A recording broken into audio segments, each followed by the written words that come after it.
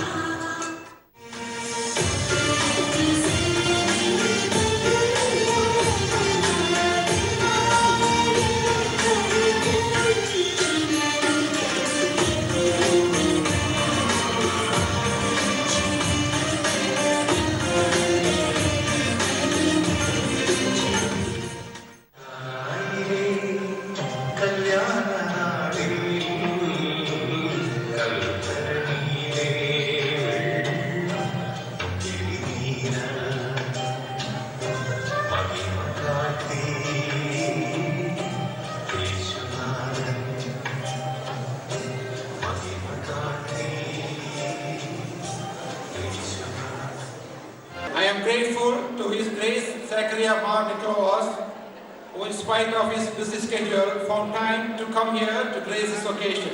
Thank you, and once again, very warm welcome to all of you.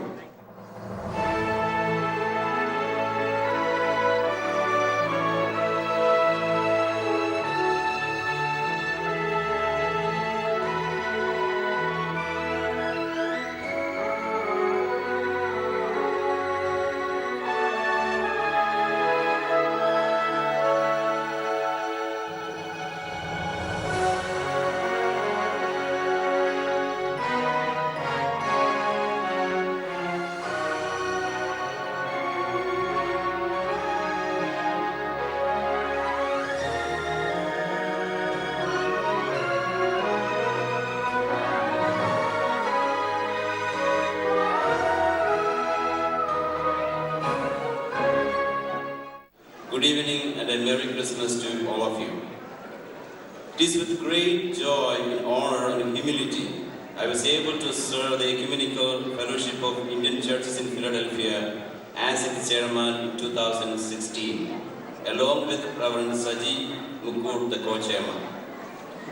The Ecumenical Fellowship of Indian Churches in Philadelphia has established a great legacy in the city of brotherly love for the past 30 years. I have lost counts how many times I have been to this crowd.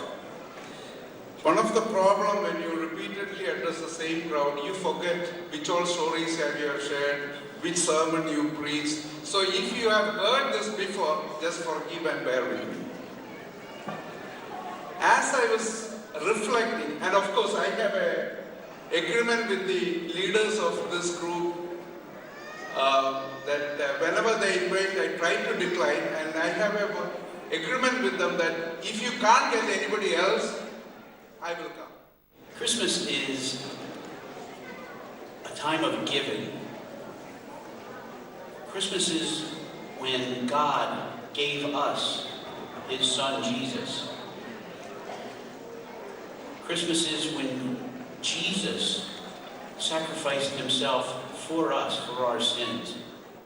It is customary that we acknowledge the cooperation, service, and affection given to us by the priests who have served in this area, the Malayali parishes. And as they leave, we want to express our gratitude to them and also to wish them all the best. This is the day that the Lord has made, and we are here to rejoice the birth of our Lord and Savior, Jesus Christ. The responsibility bestowed upon me is to say a few words of thanks to all of you and all who are part of this. ചിക്കാഗോയിൽ നിന്ന് doctor Roy P തോമസിന്റെ health tips.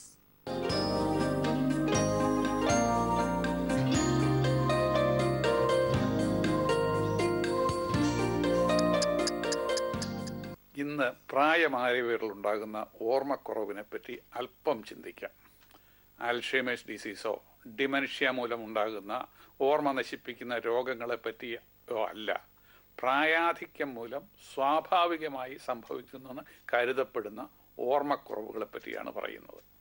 കൂട്ടത്തിൽ കാറിൻ്റെ key എവിടെ വെച്ചുവെന്ന് എപ്പോഴും മറന്നു പോകുന്നവരുണ്ട്.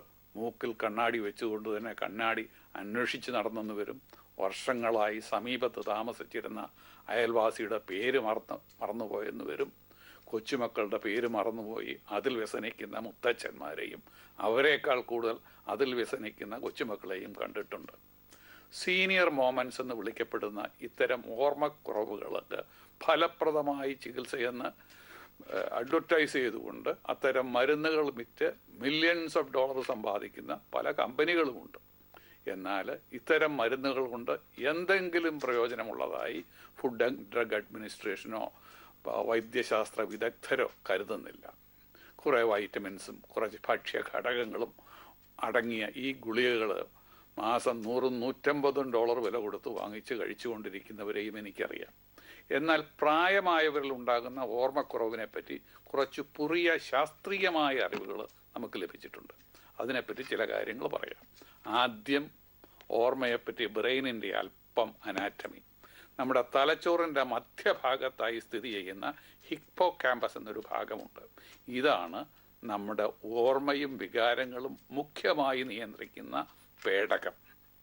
27 വയസ്സ് കഴിയുമ്പോൾ മുതൽ ഈ ഹിപ്പോ ക്യാമ്പസിലുള്ള നെർവ് സെൽസിൻ്റെ എണ്ണം വളരെ സാവധാനത്തിൽ കുറഞ്ഞുകൊണ്ടിരിക്കും. അതനുസരിച്ച് ഓർമ്മശക്തിയും വളരെ വളരെ സാവധാനത്തിൽ കുറയും. എങ്കിലും പ്രധാനമായി ഓർമ്മക്കുറവ് ഉണ്ടാകുന്നത് ഒരു 60-70 വയസ്സ് കഴിയുമ്പോൾ മാത്രമാണ്. ഒരു 10 വർഷം മുമ്പ് വരെ മെഡിക്കൽ വിദ്യാർത്ഥികളെ പഠിപ്പിച്ചിരുന്നത് തലച്ചോറിൽ പുതുതായി നെർവ് സെൽസ് ഒന്നും ഉണ്ടാകുന്നില്ല എന്നായിരുന്നു. എന്നാൽ പ്രവർത്തിച്ചു കൊണ്ടിരിക്കുന്ന തലച്ചോറിൻ്റെ വീഡിയോ എടുത്ത് പരിശോധിക്കുന്ന ഫങ്ഷണൽ MRI വന്നതോടുകൂടി അതുവരെ പഠിപ്പിച്ചിരുന്നത് ശരിയല്ലെന്ന് മനസ്സിലായി.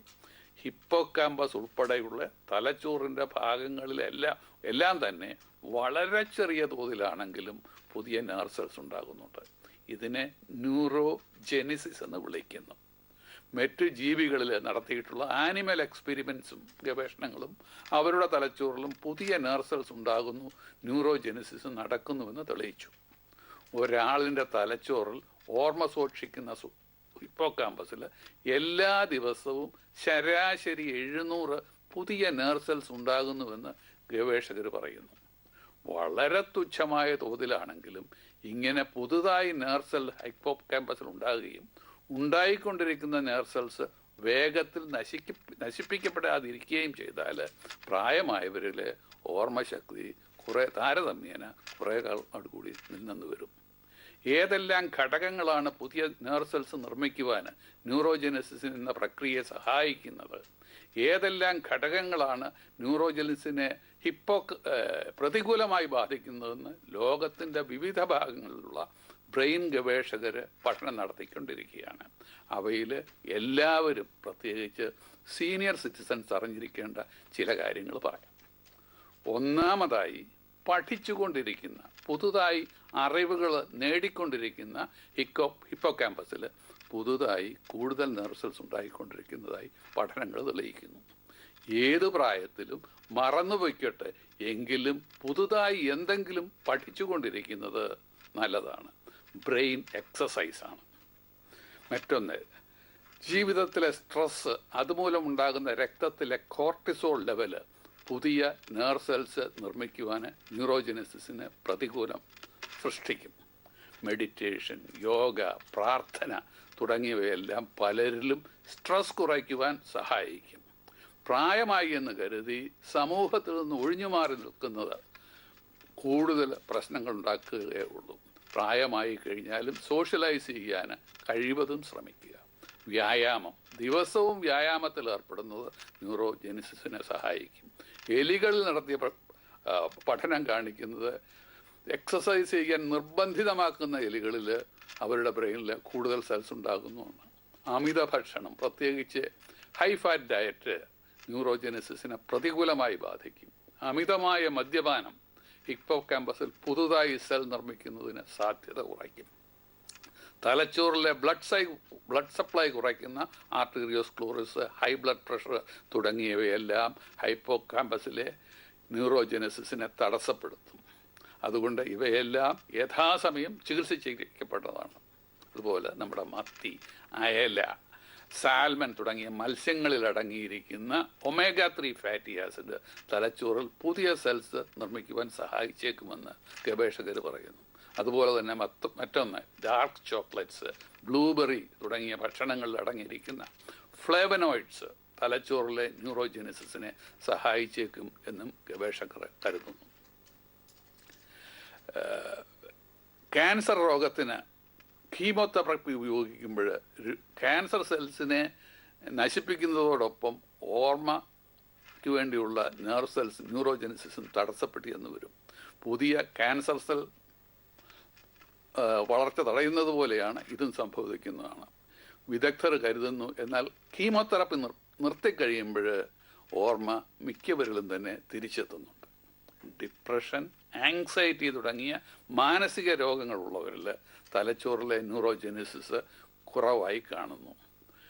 എന്നാൽ ഇന്ന് ഉപയോഗിക്കുന്ന പല ആൻറ്റി ആങ്സൈറ്റി മെഡിക്കേഷനും ആൻറ്റി ഡിപ്രസൻ മെഡിസിനും നെർവ് സെൽസിനെ പ്രൊഡ്യൂസ് ചെയ്യാനായിട്ട് ഹിപ്പോകാമ്പസിനെ സഹായിക്കുന്നതായും കാണുന്നുണ്ട്. Vitamin B1, B2, vitamin C ഇവയെല്ലാം അടങ്ങിയ സമീകൃതമായ ആഹാരം ഹിപ്പോകാമ്പസിലെ ന്യൂറോജെനസിസിനെ സഹായിക്കും. അതുപോലെ പ്രായമായവർ ഡീഹൈഡ്രേറ്റഡ് ആകാതെ ആവശ്യത്തിന് ഫ്ലൂയിഡ് വെള്ളം കുടിച്ചിരിക്കുകയും വേണം. മറ്റൊന്ന്, സീനിയർ സിറ്റിസൺസ് ദിവസവും 8-10 മണിക്കൂറെങ്കിലും ഉറങ്ങുന്നതും ഹൈപ്പോകാമ്പസിലെ ന്യൂറോജെനസിസിന് പുതുതായി സെൽസ് ഉണ്ടാക്കുന്നതിനാൽ ഓർമ്മശക്തി നിലനിർത്തുവാൻ സാധിക്കും. അവസാനമായി, സെക്സും ലൈംഗിക ബന്ധത്തിൽ ഏർപ്പെടുന്നതും ഓർമ്മശക്തി നിലനിർത്തുവാൻ സഹായിച്ചേക്കും. എങ്കിലും സെക്സ് വളരെ കൂടി ഉറക്കം നഷ്ടപ്പെട്ടാൽ ഓർമ്മയ്ക്ക് എന്ത് സംഭവിക്കുമെന്ന കുസൃതി ചോദ്യം ആരെങ്കിലും ചോദിക്കുന്നതിന് മുമ്പ് ഞാനിവിടെ നിർത്തട്ടെ. ഇത് ചിക്കാഗോയിൽ നിന്ന് ഡോക്ടർ റോയ് പി തോമസ്. വരുന്ന ആഴ്ചയും ഇതേ സമയം നമുക്ക് വീണ്ടും കാണാം.